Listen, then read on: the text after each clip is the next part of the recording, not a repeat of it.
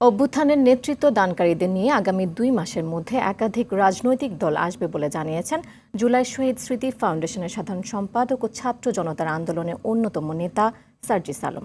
দুপুরে পঞ্চগড় সরকারি অডিটোরিয়ামে জাতীয় নাগরিক কমিটির আলোচনা সভায় তিনি এমন তথ্য জানান। সার্জিস বলেন, বৈষম্য বিরোধী ছাত্র আন্দোলনের কেউ যদি রাজনৈতিক দলে যায় তবে পদগুলো ছেড়েই আসতে হবে। তরুণরাই আগামীর বাংলাদেশের নেতৃত্ব দেবে বলে আশাবাদ ব্যক্ত করেন সার্জিস।